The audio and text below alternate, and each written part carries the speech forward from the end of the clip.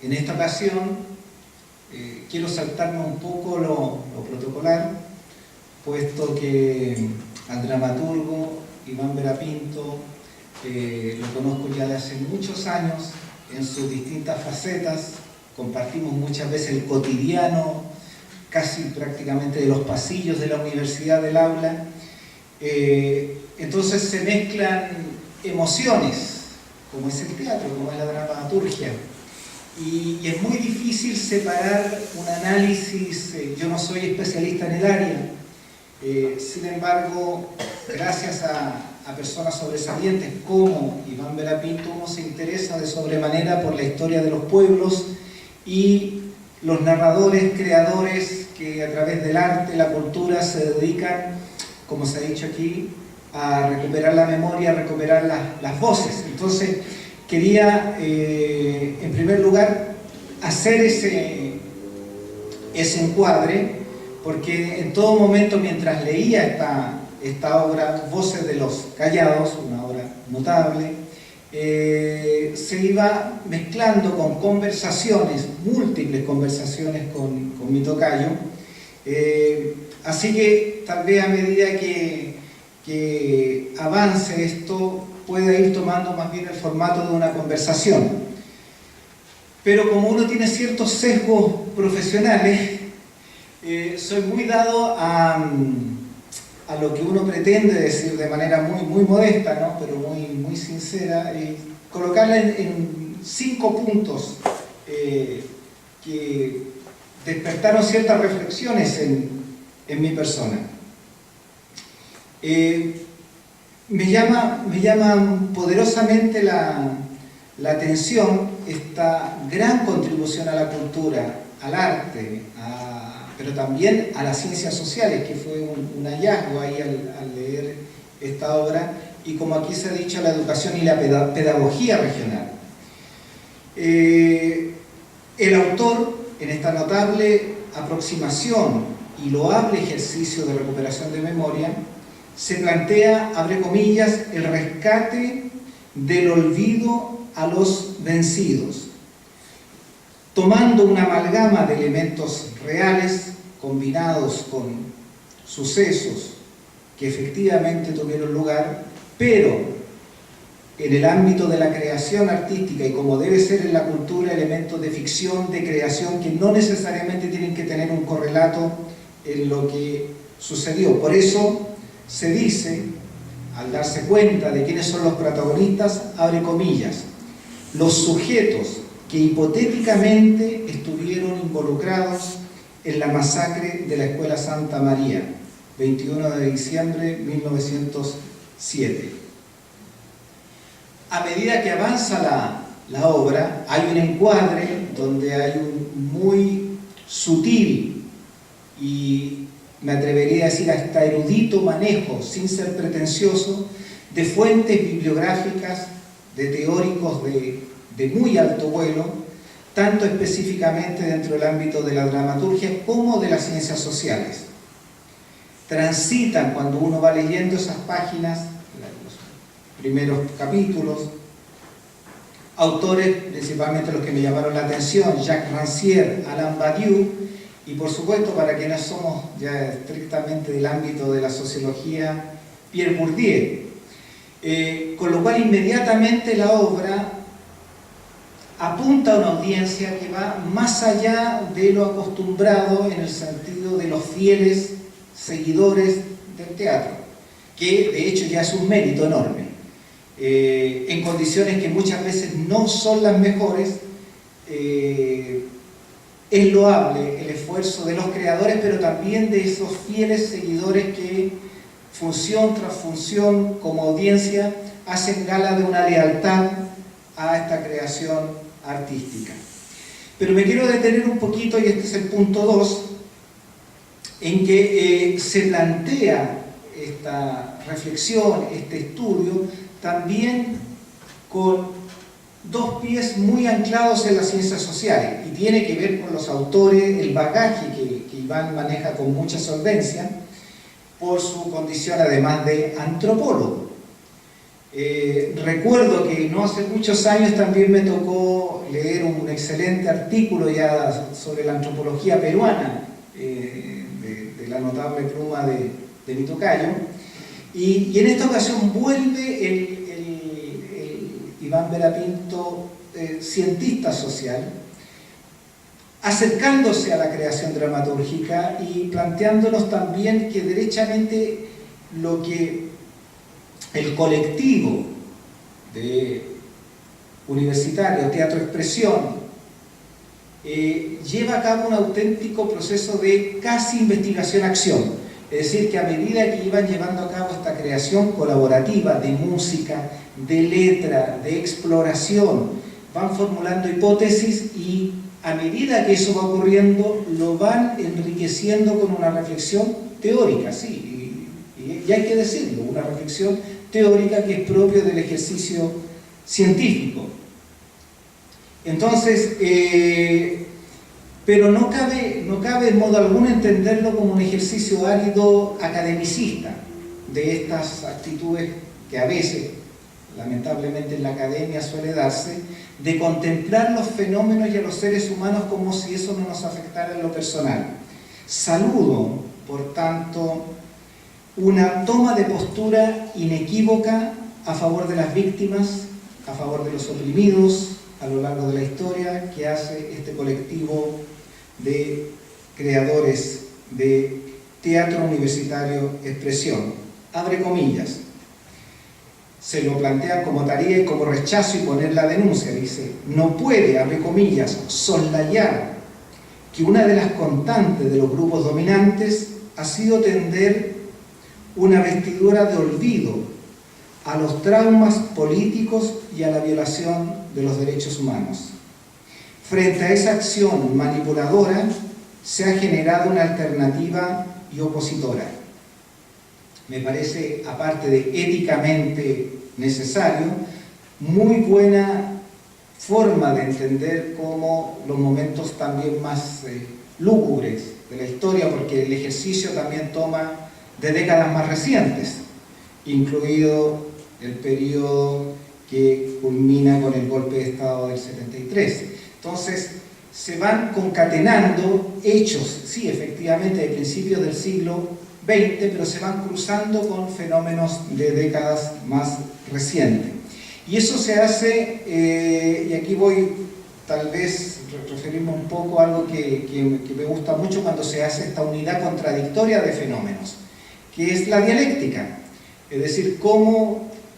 a veces para que puedan hacer algo valioso hubo un momento doloroso de destrucción. Y qué duda cabe que momentos extraordinariamente dolorosos en la historia de nuestro pueblo y de los pueblos del mundo, en realidad, han sido acicate para una gran creatividad que se ha expresado con mucha nitidez en la literatura, la poesía y la dramaturgia. Por lo tanto, saludo ese uso de la dialéctica tal como se ha expresado en otras formulaciones clásicas del teatro del siglo XX. En un tercer punto, me gustaría señalar, y aquí tal vez voy a pecar como de un error, contra el cual advirtió ya el insigne poeta chileno Fernando Alegría, es decir, tal vez en mi ignorancia repita el eco de otras voces, pero, y me parece algo positivo, en las voces de los callados, por lo menos desde mi lectura, noto que palpita también una tradición de la más prístina, de la más excelsa en el teatro, que se puede remontar a los ejercicios de Bertolt Brecht y de Máximo Gorki, solamente por mencionar dos grandes gigantes del teatro, y con una postura definida, es decir, frente a la indefinición hay temas morales en los que no puede haber ambigüedades, y frente a masacres y groseras violaciones de los derechos humanos, así tiene que expresarse también en el ámbito de la creación artística y cultural. Pasando al siguiente punto, disculpen que sea muy lineal, pero soy sociólogo y eso me lleva a estructurar mucho las presentaciones. En la obra se argumenta lo siguiente, abre comillas: valga aquí teorizar que el teatro es una disciplina eminentemente política, en la medida en que alude explícitamente a la situación de la polis, y con la mediación de una teatralidad viva y atrayente puede influir en las capacidades cognitivas, afectivas y perceptivas de los espectadores, estimulándolos a un rol activo en los procesos de transformación social que se procura conseguir. Para que en las ciencias sociales escuchamos la expresión transformación social, eso está preñado de futuro. Entonces, nuevamente la dialéctica, nos referimos a hechos que han ocurrido, sí, pero al mismo tiempo los sacrificios humanos, los dolores humanos, precisamente rendirles justicia es proyectar utopías, sueños, anhelos hacia el futuro. Y este ejercicio de esta obra claramente se enmarca en esa tradición. Al hablar de capacidades cognitivas, y ya voy cerrando con este punto, me llama mucho la atención porque en lo que uno pretende hacer desde la academia, cuando estudiamos o pretendemos desde la ciencia social acercarnos a las capacidades humanas, hubo un psicólogo ruso, Lev Semyonovich Vygotsky, quien allá por la década de 1920 generó toda una escuela, un enfoque sociocultural de las capacidades humanas. Se le conoce como el Mozart de la pedagogía infantil. Y repito, su enfoque apuntaba al valor de la cultura y el carácter social de las capacidades de aprendizaje humano. Pues bien, me llamaba mucho la atención cuando leía a Vygotsky las permanentes, constantes alusiones en términos de metáforas, imágenes, analogías que provenían de textos de la dramaturgia, es decir, de textos teatrales. Y desde ese punto de vista es, y con esto voy concluyendo, un factor adicional que nos dice que este tipo de teatro es extraordinariamente necesario en Chile y en Iquique. Por razones identitarias regionales, sí, pero también por un fundamental rescate de la humanidad y de la naturaleza y de la vida.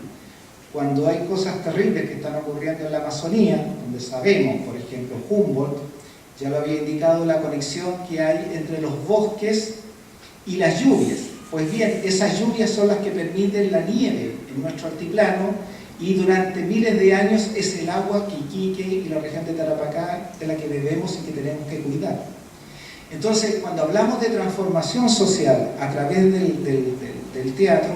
y esta obra importante que recomiendo, que saludo, que felicito, se inscribe en esta necesidad de despertar conciencias y de contribuir al bien común. En síntesis, desde mi modesto punto de vista, nuevamente nuestro amigo, nuestro creador, nuestro profesor, nuestro dramaturgo Iván Vera Pinto nos proporciona una notable contribución y aporte desde Iquique al teatro, la cultura ya también en escala nacional y por qué no latinoamericana y más allá, con derivaciones y potencialidades altamente sugerentes para la educación, la pedagogía, la participación ciudadana en la vida democrática. ¿Qué mejor homenaje a quienes cuya voz se intentó silenciar? Muchas gracias. Amor